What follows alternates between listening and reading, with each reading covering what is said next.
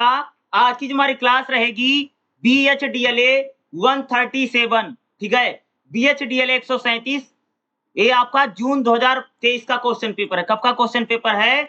जून 2023 का question paper रहेगा। BHDLA 137 Hindi भाषा संप्रेषण कौशल, ठीक है। BHDLA 137 है, ठीक है। आज हम लोग इस क्लास में इस पूरे क्वेश्चन पेपर को मैं आपको सोल्व करवाने जा रहा हूं, कि जो कि आपके आने वाले एग्जाम के लिए बहुत ही ज्यादा इंपॉर्टेंट रहने वाला, क्योंकि इसमें से बहुत सारे क्वेश्चन आपके एग्जाम में रिपीट हो सकते हैं और दोबारा पूछा भी जा सकता है, ठीक है। तो देखिएगा ये जून 2023 का क्वेश्चन पेपर है और ये आपका जो एग्जाम होगा ना 100 नंबर का पेपर होगा। कितने नंबर का पेपर होगा? BHDLA 137 का 100 नंबर का पेपर होता है, जिसमें से पास होने के लिए 35 नंबर चाहिए। कितने नंबर चाहिए पास होने के लिए?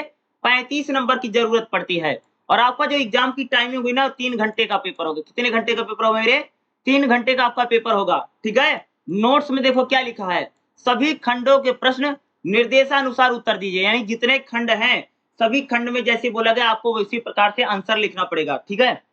अब देखिए खंड का क्या है, देखिएगा इसमें देखिए क्या लिखा है, निम्नलिखित प्रश्नों में से किन्हीं 2 प्रश्नों के उत्तर दीजिए। यानी इसमें अगर आप देखें टोटल 3 क्वेश्चन है, ठीक है। खंड का में 3 क्वेश्चन है और 3 में से हमको 2 लिखना पड़ेगा। और ये कितने नंबर के क्वेश्चन है? 20-20 नंबर का क्वेश्चन है। यानी 20 नंबर के हमको 2 क्वेश्चन लिखना है और 20 नंबर के लिए कम से कम 4 पेज तो लिखना ही पड़ेगा। 4 साढ़े 4 आप इतना लिख सकते हैं, ठीक है। क्योंकि 20 नंबर काफी होता भाई, और 4 साढ़े 4 पेज तो आपको लिखना ही पड़ेगा, क्योंकि इससे कम लिखने से काम चलने वाला नहीं है। तो देखिए हमारा पहला क्वेश्चन क्या है, संप्रेषण की प्रक्रिया को स्पष्ट कीजिए। यानी जो संप्रेषण है वो किस प्रकार से चलता है। देखो सबसे पहले संप्रेषण की प्रक्रिया को जब क्वेश्चन लिखोगे सबसे पहले आपको बताना पड़ेगा कि संप्रेषण क्या होता है। देखो संप्रेषण का मतलब था कि जब जब हम लोग अपनी बातों को, विचारों को, भाव को, यानी जब मनुष्य अपने भाव को व्यक्त करने के लिए किसी भाषा का प्रयोग करके अपनी मन की बातों को किसी दूसरे व्यक्ति से कहता है, उसे हम लोग क्या कहते हैं? संप्रेषण कहते हैं। जैसे मान लीजिए कि मेरे मन में कोई बात है या मेरे मन में कोई भाव है, मैं किसी से कोई बात कहना चाहता हूं, तो अगर मैं किसी से अपनी बात को कहता हूं, प्रकट करता हूं, तो यही क्या होता है भाई? संप्रेषण। यानी बातचीत करना ही क्या होता है, जिसको हम क्या कहते हैं? संप्रेषण कहा जाता है। क्या बोलोगे? कि जब एक मनुष्य अपने भाव को, विचारों को दूसरे व्यक्ति के सामने प्रकट करता है या व्यक्त करता है, इसी को हम लोग क्या कहते हैं? संप्रेषण कहते हैं। जैसे भाई छोटा बच्चा पैदा होता है, तो छोटा बच्चा पैदा ही तो ही क्या करता है? वह रोता है, तो कहा जाता है कि उसका दुनिया के साथ पहला संप्रेषण होता है, जब वह रो करके क्या करता है? अपनी चीजों को बताता है। देखो आज हमारी जितनी भी जरूरत है भाई, आज हम संप्रेषण के बिना जीवित नहीं रह सकते हैं, और संप्रेषण तो समाज में होगा ही होगा, क्योंकि आपको कहीं आना है, जाना है, कुछ भी अगर आपको चीज चाहिए, बिना संप्रेषण को तो चल ही नहीं सकता है, क्योंकि समाज और देश के विकास के लिए भाई संप्रेषण तो बहुत जरूरी है, और व्यक्ति के लिए भी संप्रेषण बहुत जरूरी है। भाई आपके मन में कोई बात है, आपके मन में कोई विचार है, उसको बताने के लिए आपको तो संप्रेषण की जरूरत पड़ेगी ही पड़ेगी। अब जैसे मान लो मुझे भूख लगी या मुझे प्यास लगी, मुझे खाना खाना है या मुझे कुछ करना है, तो मुझे तो संप्रेषण करना ही पड़ेगा। जैसे मान लीजिए आपको भूख लगी है, तो भाई आप अपनी मम्मी से बोलेंगे खाना दीजिए, क्या है? एक प्रकार का संप्रेषण है। मान लीजिए आपके घर में कोई रिश्तेदार आता, आप उसको नमस्ते नमस्कार करते हैं, हालचाल पूछते हैं, उसको पानी पिलाते हैं, बैठाते हैं, क्या है? बातचीत करते हैं, यही क्या संप्रेषण है। यानी बातचीत करना ही क्या होता है? संप्रेषण होता है। यानी जब एक मनुष्य दूसरे से अपने विचार को, भाव को व्यक्त कर रहा है, वही संप्रेषण है। और संप्रेषण की प्रक्रिया क्या होती है भैया? देखो संप्रेषण में एक तो भैया वक्ता होता है, यानी एक बोलने वाला, ये क्या होता है? वक्ता। दूसरा होता श्रोता, जो सुनता है। अगर अभी मैं बताऊं, अभी क्या है? अभी हम लोग भी संप्रेषण ही कर रहे हैं, मेरी बातों को आप लोग सुन रहे हैं, ठीक है। तो अभी मैं क्या वक्ता, मैं एक तो संप्रेषण में एक तो बोलने वाला होता, दूसरा सुनने वाला, ठीक है। एक बोलता दूसरा सुनता, और जब दूसरा सुन बोलता है तो इधर वाला सुनता है, यानी एक बोलेगा दूसरा सुनेगा, और इसी में एक दूसरे का क्या करते हैं? जवाब देते रहे। संप्रेषण की प्रक्रिया क्या है? संप्रेषण एक प्रकार से प्रक्रिया में चलता है। अगर आप देखेंगे, मैं आपको बताता हूँ संप्रेषण। जैसे मान लो कि यहाँ देखो, मान लीजिए सर्कल है, ठीक है। जैसे मान लीजिए कि यहाँ किसी व्यक्ति ने कोई बात को बोला, ठीक है, तो संप्रेषण किसी माध्यम के जरिए, क्या भैया? माध्यम के जरिए। माध्यम मतलब समझते, जैसे मुझे कोई अपनी बात कहनी तो मैं चिट्ठी लिख करके, पत्र लिख करके, मैं मोबाइल पे, वो हमारे क्या सारे माध्यम होते हैं। जैसे अगर बात कीजिए, अभी हमारी आपसे जो बात हो रही है, वो कौन सा माध्यम है? आज हम लोग जो बातचीत करने का माध्यम जो आज आपके लिए मैं यूज कर रहा हूँ, हमारा माध्यम है यूट्यूब है, यूट्यूब के माध्यम से बात कर रहा हूँ। यानी संप्रेषण में सबसे पहले होता भैया वक्ता, फिर होता माध्यम। माध्यम होता है, और फिर होता श्रोता जो आपकी बातों को सुनेगा, श्रोता सुनने वाला। और फिर देखो जैसे वक्ता ने कोई बात बोली, जैसे मैंने कुछ बोला तो माध्यम के जरिए आप तक बात पहुंची, फिर आप कोई बात बोलेंगे तो मेरे तक वो बात पहुंचेगी। यानी इस प्रकार से जो संप्रेषण होता है उसकी एक पूरी प्रक्रिया चलती रहती है। यानी एक बोलता है, दूसरा सुनता है, फिर जब दूसरा बोलता है इधर वाला सुनता है। ये क्या है, संप्रेषण की एक प्रक्रिया है, और संप्रेषण इसी प्रकार से चलता रहता है। किस प्रकार से अगर बताऊं, संप्रेषण मान लीजिए जैसे सर्कल है, ठीक है, यहाँ पर वक्ता था, वक्ता ने बोला और बात किसी माध्यम के जरिए बात आई, यहाँ माध्यम था, और फिर माध्यम के आते हुए यहाँ श्रोता तक पहुंची। अब श्रोता जो होगा, श्रोता बोलेगा वक्ता के पास जाएगा, फिर वक्ता बोलेगा, फिर माध्यम से श्रोता के पास आएगी, यहाँ पर भी माध्यम होगा, ठीक है भाई, यहाँ पर भी माध्यम होगा, ठीक है। तो इस प्रकार से यानी श्रोता यानी वक्ता बोलेगा, फिर ये माध्यम से होते जो आपकी बात होगी, माध्यम के जरिए श्रोता तक पहुंचेगी, फिर श्रोता बोलेगा, फिर वह माध्यम के जरिए होते हुए वक्ता तक पहुंचेगी।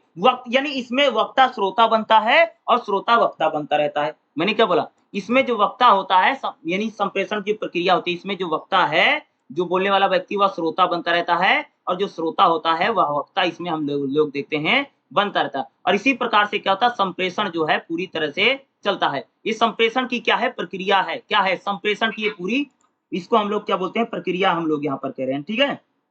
और इसी प्रकार से संप्रेषण की पूरी प्रक्रिया चलती है। यानी एक व्यक्ति बोलेगा, दूसरा सुनेगा, और जब दूसरा बोलेगा तो इधर वाला सुनेगा। यानी इसमें एक वक्ता होता है, दूसरा श्रोता होता है, और बीच में क्या होता है भैया, माध्यम होता है। बीच में क्या चीज होती है, इसमें माध्यम होता है, और माध्यम के जरिए पूरी बात जो है चलती रहती है। और ये 20 नंबर का क्वेश्चन है, क्वेश्चन आ सकता है, इंपॉर्टेंट है। संप्रेषण की प्रक्रिया बताओ, इंपॉर्टेंट क्वेश्चन, इसलिए इसको करके जरूर जाना है। दूसरा क्वेश्चन देखिए हमारा क्या है, लिखित भाषा के प्रकार बताओ। भाई लिखित भाषा कितने, लिखित भाषा के बारे में बताना है। प्रकार मतलब समझते हैं लिखित भाषा का भैया उद्देश्य क्या है। अब हम लोग बात में लिखित भाषा कहती है, देखो जब हम लोग अपने भाव को, विचारों को, लिखित भाषा, पहले तो लिखित भाषा समझो आखिर लिखित भाषा क्या होती है। लिखित भाषा पता किसे बोलते हैं, कि जब कोई व्यक्ति अपने मन के भाव को, विचारों को प्रकट करने के लिए लिखता है, किस पर, कागज पर लिखेगा या किसी चीज पर लिखेगा। यानी इसमें हम लोग क्या करते हैं, लिख करके अपनी बातों को क्या करते हैं, प्रकट करते हैं, दूसरे के सामने बताते हैं। यानी व्यक्ति क्या करता है भैया, लिख कर किसी दूसरे को बताता है। और लिखित भाषा का एक प्रकार से, लिखित भाषा जो उससे प्रकार क्या है, एक अगर लिखित भाषा क्या होता है, एक प्रकार से स्मृति का आधार होती है। जैसे मान लीजिए कि लिखित भाषा क्या करती है भाई, जैसे अगर जैसे मान लीजिए कि अगर मुझसे कोई, किसी को कोई बात कहनी, तो हम लोग क्या करते हैं, लिख करके रख लेते हैं। जैसे मान लीजिए कि भैया लिखने से क्या होता है कि लंबे समय तक याद किया जा सकता है। लिखित भाषा का फायदा क्या भैया, लिखित भाषा का पहला क्या है कि स्मृति में सहायक होती है जी। क्या होती है जी लिखित भाषा भैया, स्मृति में। यानी जैसे मुझे कोई बात किसी से कहनी है, मैं भूल जाऊंगा तो उसको मैं तुरंत फट से पन्ने में लिख लूंगा। तो लिखित भाषा का पहला प्रकार क्या है कि यह स्मृति में सहायता प्रदान करती है, कि अगर मुझे कोई इंपॉर्टेंट बात है, कोई महत्वपूर्ण बात है, तो मैं उसको लिख करके रख लूंगा। तो क्या है, यानी लिखित भाषा स्मृति में सहायक है। लिखित भाषा एक प्रकार से अगर आप देखोगे क्या है कि ये लिखित भाषा का क्षेत्र बहुत बड़ा होता है। देखो मौखिक भाषा, जैसे मैं मुंह से बोल रहा हूं तो भैया मेरी आवाज कुछ दूर तक जाएगी, और मौखिक भाषा के लिए व्यक्ति का सामने होना जरूरी है। जैसे मान लिया आप कुछ बोल रहे हैं तो सुनने वाला व्यक्ति सामने चाहिए, अगर सुनने वाला व्यक्ति सामने तो आपकी बात सुनी। लेकिन लिखित जो भाषा होती है उसका क्षेत्र बहुत बड़ा होता है। जैसे मान लीजिए कि आज आपने कोई बात लिख दी, उसके बाद हजारों सालों के बाद भी उसको कोई पढ़ सकता है। तुम सब देखते हो ना, दिल्ली से कोई अखबार चलता है, लिख करके भेज देता है, बिहार, बंगाल, उड़ीसा, दूर दूर तक अखबार जाए। लिखित भाषा जो होती है उसका जो क्षेत्र है बहुत बड़ा क्षेत्र होता है, ठीक है।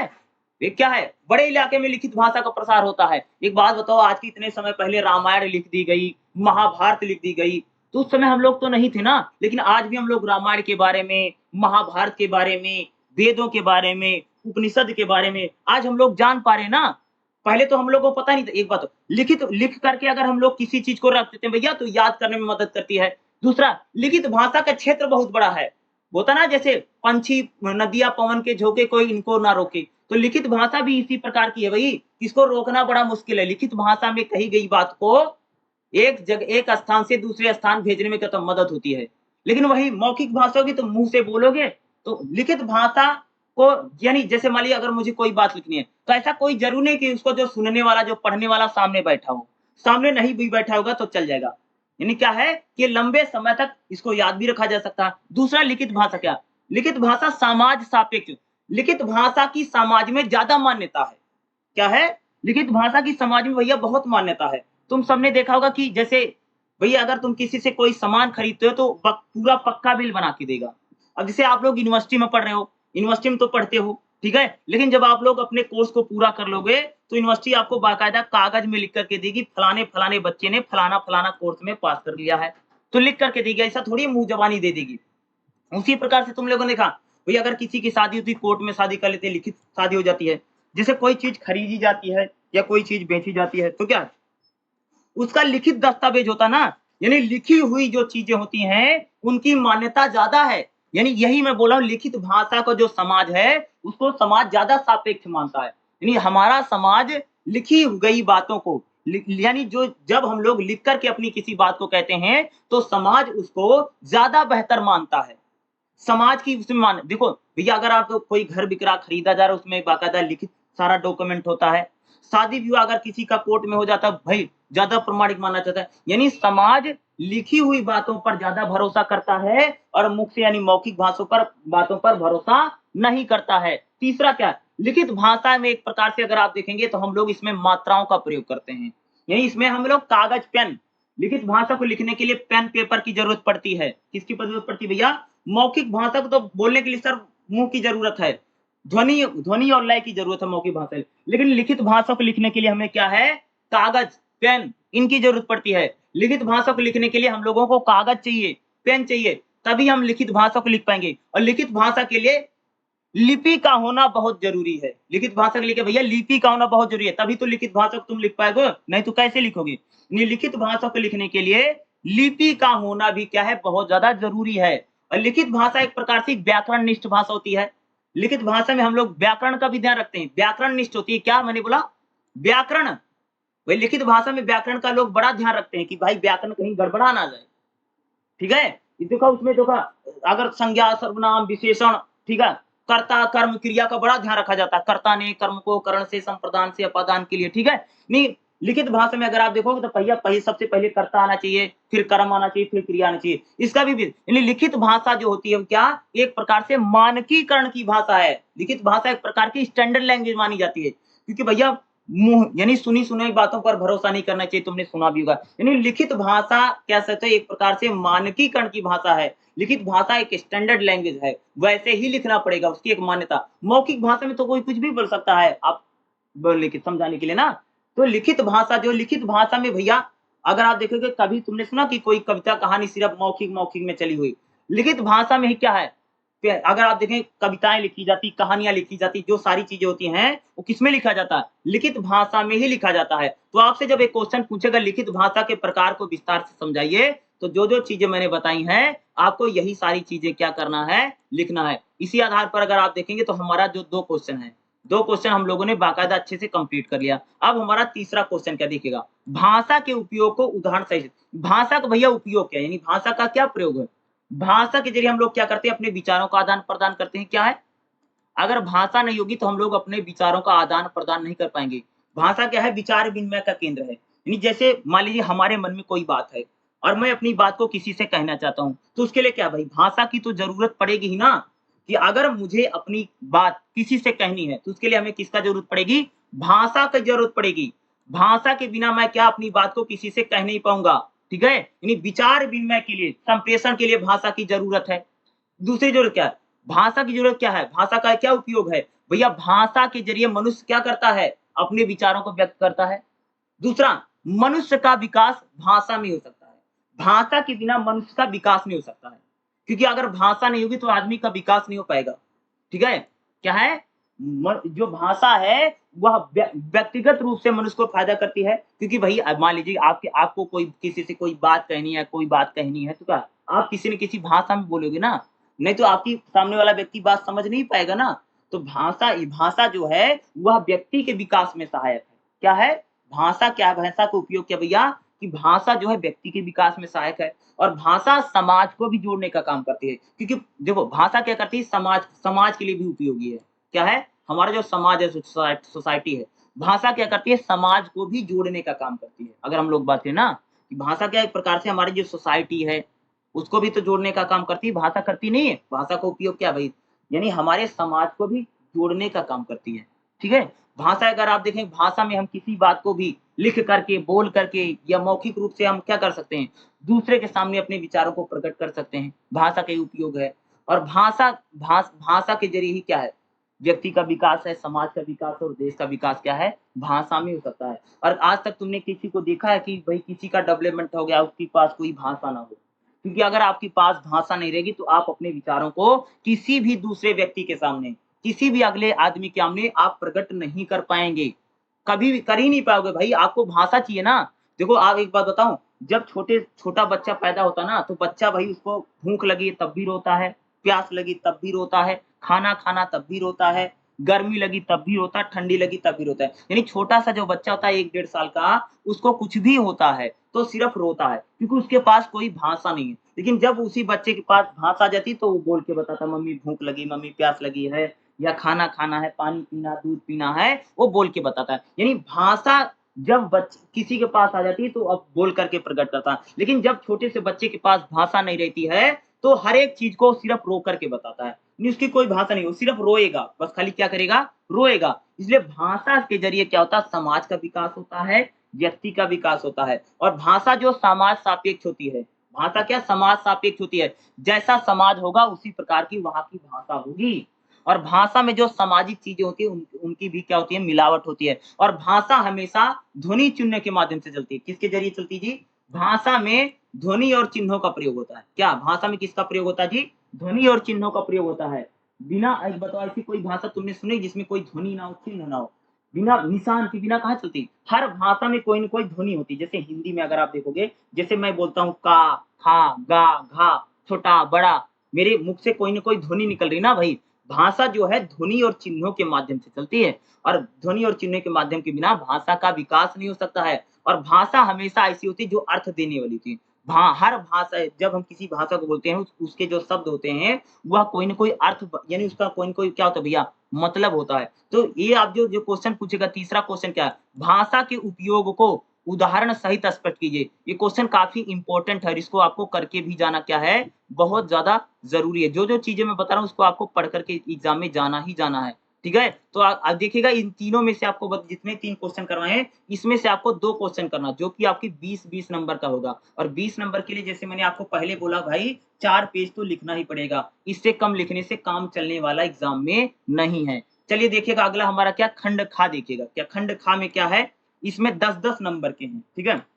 10-10 नंबर के 4 क्वेश्चन हैं और क्वेश्चन भी 4 दे रखे हैं। इसमें क्या लिखा, नोट्स में क्या लिखा, सभी प्रश्नों के उत्तर दिए। यानी इसमें चारों को जो प्रश्न है, उन चारों का आंसर लिखना पड़ेगा हम लोगों को, ठीक है?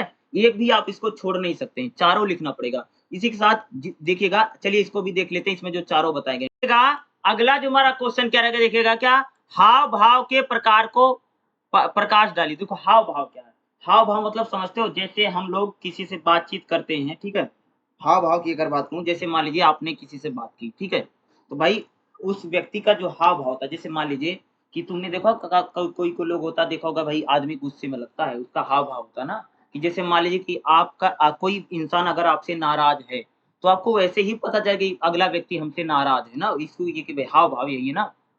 अगर मैं एग्ज़ाम्पल देता हूँ, जैसे तुम सबने देखा होगा कि भाई जो पिज़्ज़ा आता है या बर्गर आता है, बर्गर में देखा होगा, बर्गर जो लड़का मोटा खाता रहता है, तो उसके कैसे हाव-भाव ना, जैसे कोई चीज़ नमकीन है या कोई चीज़ मीठा है या कोई चीज़ तीखा है, तो फ़ोटो देखा है? मीठा है, नमकीन है, खट्टा है, उसके कैसे मुँह के फेस होते हैं, इंप्रेशन कैसे है, मुँह के जो भाव कैसे हैं, देख तो इसी को हम लोग क्या बोलते हैं भाई, हाव-भाव बोलते हैं। क्या है हाव-भाव, जिसको आप बॉडी लैंग्वेज भी कहते हैं ना, या शारीरिक भाषा भी हम लोग बात करते हैं ना, हाव-भाव हमारा वही होता है, हाव और भाव। जैसे मान लीजिए कि अगर तुम किसी से नाराज़ हो, तो तुम उससे बातचीत नहीं करोगे, या जैसे मान लीजिए आपसे कोई व्यक्ति नाराज़ है, तो आपको पहले ही पता चलेगा कि फलाना व्यक्ति हमसे क्या है, नाराज़ है। क्या है? नाराज़ है, ठीक है? ये तुमने देखा, कोई लोग गुस्से में होते हैं, तो उनका जो शरीर होता है हल्का-सा लाल पड़ जाता है। आप वैसे भी समझ सकते हो उस व्यक्ति का हाव-भाव। ये तुमने देखा होगा कई बार, जैसे क्रिकेट क्रिकेट का मैच होता है, तो उसमें देखा होगा, उसमें जो कमेंट्री होती थी, कमेंटेटर इस बात को कहता है कि फलानी टीम की जो बॉडी लैंग्वेज है, यानी उसका जो हाव-भाव है, देख कर के लग रहा है कि टीम मैच हारने जा रही है, जिससे उसमें क्या निराशा का माहौल बन रहा है। ये क्या है? हमारा हाव-भाव है। जैसे अगर मान लीजिए आप कहीं पर लड़ाई कर रहे हैं और आपको लग रहा है कि मैं हार जाऊँगा, तो आपका जो हाव-भाव होगा वो पूरी तरह से क्या हो जाता है भैया, बदल जाता है। हाव भाव के जरिए अगर मैं बात करूं, जैसे अगर मैं एग्जांपल देखो, जैसे मान लो कि हमारा बिस्कुट है, नमकीन है, उस पर जो इमेज छपती है, तो उसपे जो लड़का है, लड़की, उसपे जो फोटो आती है, वो जिसको खाते हुए दिखाते हैं, उसके हाव भाव देखा होगा, किस प्रकार से वो कितना खुश होता है, नमकीन है, मीठा है, तीखा है, कड़वा है, उसके हाव भाव देखो कैसे दिखते हैं। उसी प्रकार से अगर मैं हाव भाव की बात करूं, तो अगर आपने कहा कि जैसे कोई आदमी है ना, जैसे किसी से देखा होगा बैठने का तरीका अलग है, जैसे क्या करेगा, पैर ऊपर करके बैठ जाएगा, क्या उसका हाव-भाव दिखाना चाहते हैं, भाई मैं बहुत ताकतवर इंसान हूँ ना, मेरे सामने आपकी नहीं चलेगी, क्या है? ये हमारे क्या भैया हाव-भाव होते हैं, ठीक है? ये बिस्कुट पर, नमकीन पर जो फ़ोटो अलग की आती है, जो लड़के का चेहरा होता है, जो लड़के का फेस होता है ना, यही हमारे क्या भैया हाव-भाव हैं। किसी को देख कर के अगर कई बार तुम देखो किसी-किसी को देख कर के हम लोग काफ़ी डर जाते हैं, ठीक है? जैसे मान लो हमको लगे कि भाई जैसे मान लीजिए आपके घर में कोई ऐसा व्यक्ति है, जैसे आपके मामा, कोई रिश्तेदारी में कोई ऐसा है या घर में ऐसा कोई व्यक्ति है जिसको देख कर के बच्चा काफ़ी डरता है। उसके क्या होते हैं, हाव-भाव ही होते हैं। जैसे आपने किसी को आँख दिखा दी छोटे बच्चे को, तो बच्चा क्या होगा, आपसे बड़ा डर जाएगा, ठीक है? क्या है, सारा हमारा हाव-भाव ही है। अगला देखिएगा, संवाद का स्वरूप क्या है? यानी जो संवाद होता है उसका क्या स्वरूप होता है और प्रकार होता है? संवाद मतलब समझते हो भाई? संवाद जब हम अपनी बात को किसी दूसरे से कहते हैं, वही हमारा भैया संवाद होता है। क्या है? यानी संवाद क्या है? यानी जब 2 लोग मिल कर के आपस में बातचीत करते हैं, उसी को हम लोग क्या कहते हैं? संवाद कहते हैं। और संवाद में 2 पक्ष होते हैं। क्या होते हैं भैया? समाज में संवाद में 2 पक्षों का होना बहुत ज़रूरी है। कितने 2 पक्ष होते हैं जी? 2 पक्ष होते हैं। द्विपक्षीय वार्ता जी, 2 पक्षों में जब आपस में बातचीत की जाती है, जिसे संवाद बताऊँ, जैसे मान लो भई लड़का-लड़की वाले आपस में मिले हैं, ठीक है? तो वहाँ पर भी एक प्रकार का क्या होता है भैया, संवाद होता है। जैसे कोई आप जैसे मान लीजिए आप लड़की देखने गए हैं, तो लड़की आपके परिवार वाले भी गए हैं, लड़की के परिवार वाले भी गए हैं, तो वहाँ पर भी एक प्रकार का क्या होता है भई, संवाद होता है ना, बातचीत होती है ना 2 पक्षों में, वहाँ पर भी 2 पक्ष है ना, भई एक लड़की का पक्ष है और एक लड़के का पक्ष है, 2 पक्ष होते हैं ना। संवाद हमेशा 2 पक्षों में ही होता है, अकेले में नहीं, अकेला किसी से संवाद थोड़ी करेगा भई, संवाद यानी वार्तालाप जब हम करते हैं, संवाद। और संवाद का प्रकार कितना है, देखो तुम सबने देखा 2 देशों के बीच में भी संवाद होता है, देखा होगा ना कि वो तुम सबने कभी-कभी रेडियो अखबार में सुना होगा कि प्रधानमंत्री वहाँ पर गए थे और दोनों देशों के बीच में संवाद वार्ता हुई। जैसे जैसे मान लीजिए हमारे देश के प्रधानमंत्री हैं और भई उसी प्रकार से अमेरिका का प्रधानमंत्री आपस में मिलेगा तो क्या होगा? दोनों दोनों के बीच में क्या संवाद होता है। उसी प्रकार से संवाद समझते हो जिसे हम लोग डायलॉग बोलते हैं। संवाद फ़िल्मों में बहुत ज़्यादा संवाद, ठीक है? संवाद शैली में देखो कोई-कोई हीरो जो बोलता है डायलॉग, अरे डायलॉग्स को ही संवाद बोलते हैं। जब वो डायलॉग डिलीवरी होती है, आपस में जब बातचीत करते हैं, जो कलाकार होते हैं, वो भी तो संवाद करते हैं ना।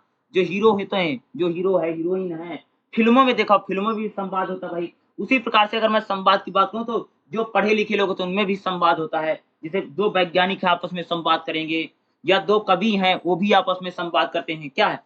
2 वैज्ञानिक हैं या 2 कवि हैं, वह भी क्या करते हैं? आपस में संवाद को करते हैं। कवि हैं, लेखक हैं, वैज्ञानिक हैं, उनमें भी वो क्या होता है? वह भी क्या करते हैं? आपस में संवाद करते हैं ना। देखा होगा ना उनमें भी संवाद होता रहता है ना कि अलग-अलग चीज़ों को लेकर के, अलग-अलग बातों को लेकर के, अलग-अलग चीज़ों को लेकर के उनमें आपस में क्या है? संवाद होता है ना। उसी प्रकार से जैसे भाई लड़का-लड़की देखने जाते हैं, तो वहाँ पर भी क्या होता है? संवाद होता है ना। देखा होगा ना, वहाँ पर भी संवाद का क्या है? एक प्रकार है। उसी प्रकार से 2 कवियों के बीच में संवाद होता है, वैज्ञानिकों के बीच में संवाद होता है, 2 देशों के बीच में संवाद होता है, ठीक है? हम लोग जब सुबह उठते हैं, हमको कोई मिल जाता है, हम लोग भी उससे संवाद करते हैं, नमस्ते, नमस्कार, गुड इवनिंग, गुड मॉर्निंग, क्या है? ये पूरा संवाद का प्रक्रिया, संवाद क्या है? अगला देखिए हमारा क्वेश्चन क्या है? क्वेश्चन नंबर 6 देखो क्या है? पत्र के विभिन्न प्रकार बताइए। पत्र क्या है? भैया पत्र के कई प्रकार हैं। जैसे 2 मूलतः पत्रों के 2 प्रकार होता है। पहला होता है औपचारिक पत्र, दूसरा होता है अनौपचारिक पत्र। औपचारिक पत्र क्या है? जैसे जैसे हम लोग औपचारिक पत्र वह होता है कि जिस पत्र को हम, जैसे मान लीजिए कि जिस व्यक्ति को हम नहीं जानते हैं, जैसे प्रधानाध्यापक यानी प्रिंसिपल को पत्र लिख रहे हो, सांसद को पत्र लिख रहे हो, विधायक को पत्र लिख रहे हो, ठीक है? या ऐसे व्यक्ति को तुम पत्र लिख रहे हो जो किसी पोस्ट पर यानी किसी पद पर बैठा है। ऐसे पत्रों को हम लोग क्या बोलते हैं? औपचारिक पत्र। क्या बोलते हैं जी? औपचारिक पत्र। औपचारिक पत्र क्या होता है? देखो, मूलतः पत्र 2 प्रकार के होते हैं। मेनली पत्र 2 प्रकार का, एक होता है औपचारिक पत्र। औपचारिक पत्र कौन से थे? ऐसे पत्रों को हम औपचारिक पत्र कहते हैं, जो भाई प्रिंसिपल को, ठीक है? या थाना अध्यक्ष को, संपादक को, ठीक है? विधायक को, सांसद को, मंत्री को, इस प्रकार के। यानी जो व्यक्ति किसी पद पर बैठा है, वो हमारा रिश्तेदार नहीं है, वो उससे हमारा कोई संबंध नहीं, सिर्फ वह किसी पद पर बैठा है इसलिए हमारे, इस प्रकार के जो पत्र होते हैं औपचारिक पत्र होते हैं। जैसे आपको कोई नौकरी लगी, ज्वाइनिंग लेटर है आपका, ठीक है, या सरकार ने आपको किसी काम के लिए बुलाया, तो इस प्रकार के जो पत्र होते हैं औपचारिक पत्र होते हैं।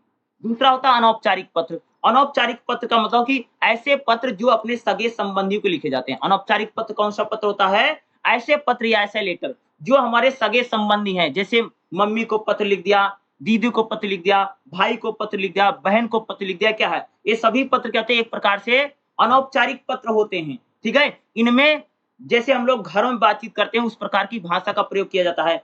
बहन को पत्र है, दीदी को पत्र है, पुत्र को पत्र है, पत्नी को पत्र है, ठीक है? इस प्रकार से जो पत्र होते हैं उनको हम लोग क्या बोलते हैं? औपचारिक पत्र बोलते हैं। अगला पत्र होता है भैया सरकारी पत्र होता है। एक होता है और क्या?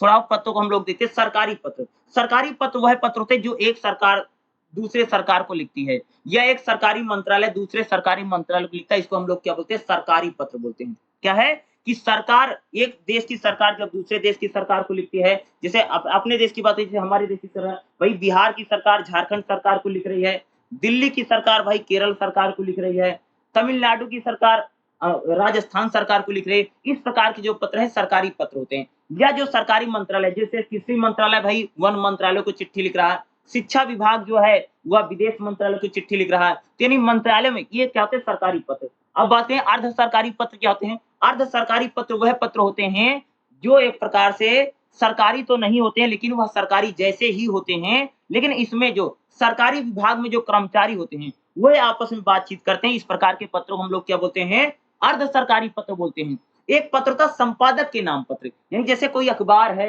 न्यूज़पेपर है, उसमें भी पत्र लिखे जाते, संपादक के नाम पत्र लिखा जाता है। जैसे आपके गली मोहल्ले में कोई समस्या है, पानी की समस्या है, बिजली की समस्या है, ठीक है, सड़क की समस्या है, इन प्रकार की समस्याओं को लेकर के पूरे गली के लोग या पूरे मोहल्ले के लोग या पूरे गांव के लोग जो अखबार वाले होते हैं उनको शिकायत करते, भैया मेरे गांव में समस्या है, इसकी खबर छाप दो ताकि हमारे गांव में समस्या का समाधान। तो संपादक के नाम पत्र लिखा जाता। उसी प्रकार से बहुत सारे व्यावसायिक पत्र होते हैं जो पूंजीपति उद्योगपति लिखते हैं। व्यावसायिक पत्र होते हैं जैसे आप कोई व्यवसाय करते हैं, कपड़े का व्यवसाय करते हैं, हीरे का व्यापार करते हैं, सोने का व्यापार करते हैं, या किसी मिठाई उठाई का व्यापार करते हैं, व्यापारी भी भैया पत्र लिखते हैं, तो उसको हम लोग क्या बोलते हैं? व्यापारिक पत्र बोलते हैं, ठीक है? ये तो पत्र वाला। अगला क्वेश्चन देखिए हमारा क्या, 7वां क्वेश्चन देखिए क्या है, क्वेश्चन नंबर 7। क्वेश्चन नंबर 7 क्या है? मुद्रित माध्यम की भाषा। मुद्रित माध्यम मतलब समझते हो? जो प्रिंट मीडिया है, जो अखबार है, ठीक है, अखबार है, मैगजीन है, इनकी भाषा कैसी होती है? मुद्रित माध्यम। अखबारों की भाषा कैसी? भैया अखबार में हम लोग ऐसी इस प्रकार की भाषा का हम लोग प्रयोग करते हैं जो जनसामान्य की भाषा हो। अखबार जो मुद्रित माध्यम होते हैं उसमें कठिन कठिन भाषा का प्रयोग नहीं करते। एक बात बताओ, आपका कोई मुद्रित माध्यम है, जैसे अखबार है, वो अखबार है, मुद्रित माध्यम है, मैगजीन है, होता है मुद्रित माध्यम है, ठीक है? उसी प्रकार से टेम्पलेट है, पेपर है, जो पोस्टर वोस्टर होता है, सब मुद्रित माध्यम है, ठीक है? तो मुद्रित माध्यमों में सरल भाषा का प्रयोग किया जाता है। पहली बात मैंने क्या बताया कि कोई भी मुद्रित माध्यम है भाई सरल भाषा का प्रयोग किया जाएगा। दूसरा, मुद्रित माध्यमों में सामान्य भाषा का प्रयोग किया जाता है, और मुद्रित माध्यम में कभी भी कठिन शब्दों का प्रयोग नहीं करते। अगर एक बताओ, अखबार है, अखबार में तुम कठिन कठिन शब्द लिख दो तो आदमी कैसे पढ़ पाएगा जी? तो मुद्रित माध्यम में हमेशा सरल भाषा का प्रयोग किया जाता है। जो लोकल लैंग्वेज होती है, यानी जो आम भाषा होती है, आम भाषा या जनभाषा में बात की जाती है। मुद्रित माध्यम की भाषा कैसी है? आम या जनभाषा होती है, जन सामान्य की भाषा में बात करता है मुद्रित माध्यम। मुद्रित माध्यम में बड़े बड़े वाक्यों का प्रयोग नहीं किया जाता। किस कोई भी मुद्रित, चाहे अखबार हो चाहे कोई मैगजीन हो, उसमें देखो उसमें बड़े बड़े वाक्यों यानी बड़े बड़े सेंटेंस नहीं लिखे जाते, बड़े बड़े वाक्यों का प्रयोग नहीं किया जाता है। मुद्रित माध्यम में भैया अगर आप देखेंगे छोटे छोटे वाक्यों का प्रयोग किया जाता है, ठीक है? कोई भी मुद्रित माध्यम हो, हर मुद्रित माध्यम में अगर आप देखेंगे तो उसमें भाषा का खास तौर से हम लोग ध्यान रखते हैं कि भाषा सरल हो ताकि लोगों को समझ में आए, सरल हो, सरस हो, और इस प्रकार की भाषा का प्रयोग करो कि लोग उसको पढ़ें। ऐसी अखबार में इस प्रकार की भाषा ना लिखी जाए कि भैया आदमी पढ़ते ही अखबार को बंद करके रख दे कि समझ नहीं आ रहा।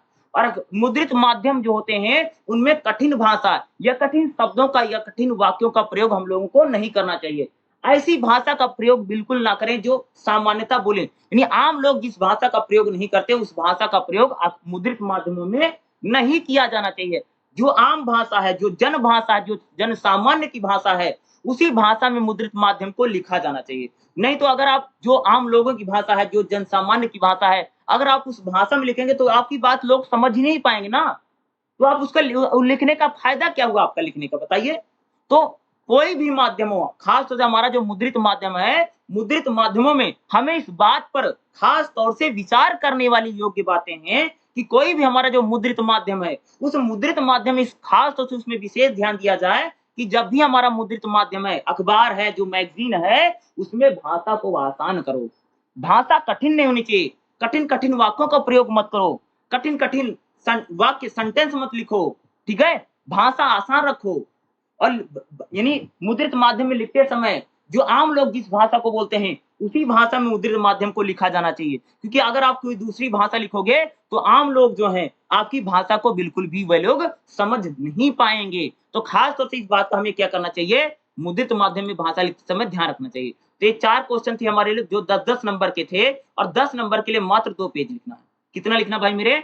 जो भी 10 नंबर का क्वेश्चन है, 10 नंबर के क्वेश्चन के लिए कोई बच्चा 3 पेज नहीं लिखेगा, 2 या ढाई पेज। कितना लिखना है? 2 या ढाई पेज लिखना है, इससे ज़्यादा नहीं लिखना है क्योंकि हम लोगों को 4 क्वेश्चन करना है, ठीक है? और जो आपका खंड है, खंड खा में 4 क्वेश्चन है, चारों क्वेश्चन मैंने आपको बताया और 10 नंबर में आप लोग बाकायदा हेडिंग बना करके अच्छे से लिख देना। अब चलिएगा हम अगला हमारा खंड क्या है? खंड गा देखिएगा। खंड गा में भी 10-10 नंबर के हमें क्वेश्चन करने हैं, जिसमें मात्र 2 क्वेश्चन करने हैं। इसमें क्या दिया गया है? किन्हीं 2 प्रश्नों के उत्तर दीजिए। इसमें से आपको टोटल 3 क्वेश्चन दिए गए हैं। Question number 8, question number 9, question number 10। अब इन क्वेश्चनों इसमें तीनों में से कोई आपको 2 क्वेश्चन लिखना है, वो भी 10 नंबर का। इन 10 नंबरों में भी लिखते के लिए आप 2 या ढाई पेज लिखना, इससे ज़्यादा आपको पेज नहीं लिखना। तो चलिए हम लोग इस क्वेश्चन को कैसे लिखेंगे, हम लोग इसको भी कर लेते हैं। इसमें जो क्वेश्चन है देखिएगा, खंड खा का जैसे मैंने आपको बताया था, इसमें क्या है? 2 क्वेश्चन करने थे, ठीक है? तो जैसे इसमें 8वां क्वेश्चन क्या है? जनसंचार माध्यमों की भाषा पर विचार करते हुए संचार में शिल्प की भाषा को, यानी जनसंचार के माध्यम, जो जनसंचार के माध्यम पता कौन-कौन से हैं? जैसे जैसे अखबार है, ठीक है? टीवी है, ठीक है? अखबार है, टीवी है, पत्रिका है जो मैगज़ीन है, इनकी बात नहीं है। इनमें भाषा कैसी होती है? भई अखबार है या टीवी है, इसमें भाषा ऐसी होती है कि इसमें भाषा को ज़्यादातर आसान रखा जाता है।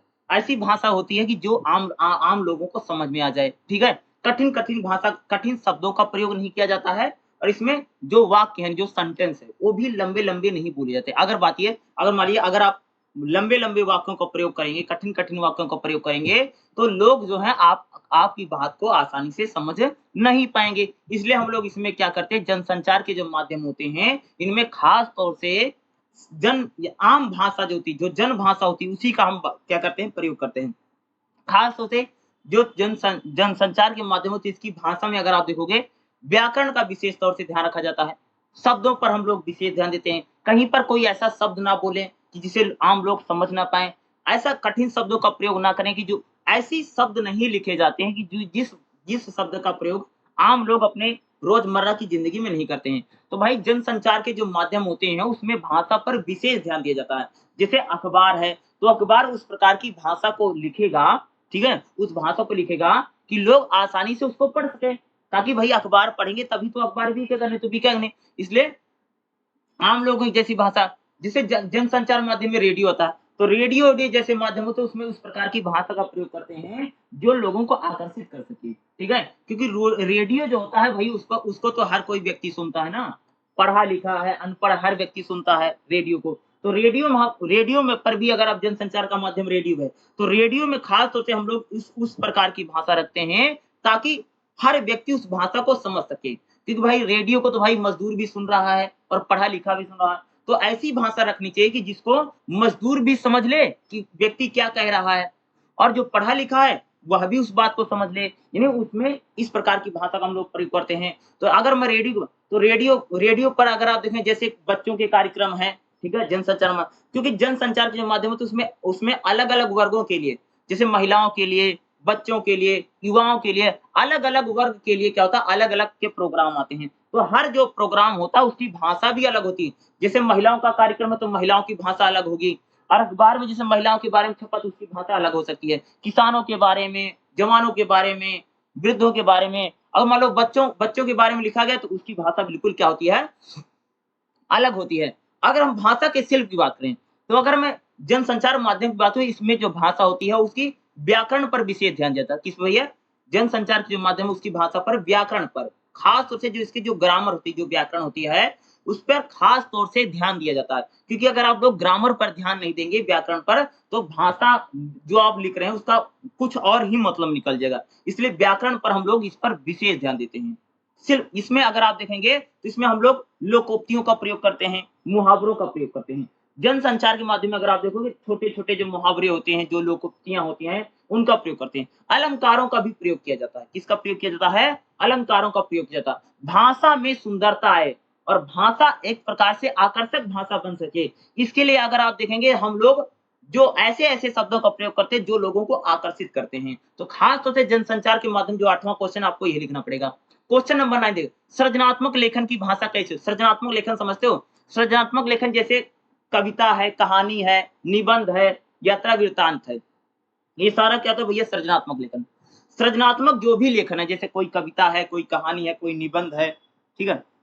या कोई यात्रा वृत्तांत है या संस्मरण है, इनको लिखने के लिए सृजनात्मक लेखन की जो भाषा होती है उस भाषा को खास तौर से हम लोग उसमें अलंकारों का बड़ा प्रयोग करते हैं। सृजनात्मक लेखन की भाषा को अगर आप देखेंगे अलंकारों का प्रयोग करते हैं, ठीक है? उसी प्रकार से अगर आप देखो व्याकरण का बड़ा ध्यान रखा जाता है सृजनात्मक लेखन की भाषा को लिखते हुए, क्योंकि सृजन किया गया ना, उसमें अलंकारों का प्रयोग है, उसमें हम लोग छंदों का प्रयोग करते हैं। किसका प्रयोग करते हैं जी? छंदों का बड़ा प्रयोग होता है। क्या?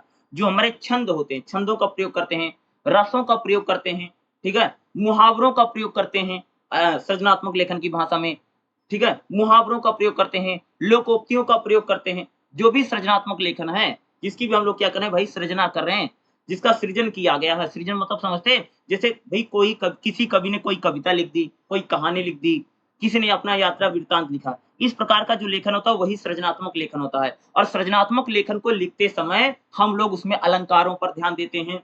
उसमें जो मुहावरों का प्रयोग करते हैं, उसमें छंदों का प्रयोग करते हैं, उसमें व्याकरण का भी हम लोग विशेष तौर से ध्यान रखते हैं। और सृजनात्मक लेखन को लिखते समय जो कवि है, कवि अपनी कल्पनाओं में खो करके क्या है, एक प्रकार से अलंकारिक भाषा का बड़ा प्रयोग करता है। अलंकारिक भाषा मतलब समझते हो कि किसी बात को बहुत बढ़ा-चढ़ा के लिखता है। भाई कोई भी सृजनात्मक लेखन है, किसी ने कोई कविता लिखी है, किसी ने कोई कहानी लिखी है, तो कविता कहानी में अगर आप देखेंगे जो कवि है, कवि अपनी भाषा में सुंदरता लाने के लिए अलंकारिक भाषा का प्रयोग करेगा या छंदों का प्रयोग करेगा या चौपाई का प्रयोग करेगा, ठीक है? इन चीजों का प्रयोग तो कवि करता है। तो सृजनात्मक लेखन की भाषा किसकी है? जो लोग सृजना करते हैं, सृजन करते हैं। तो कवि है, निबंधकार है या लेखक है।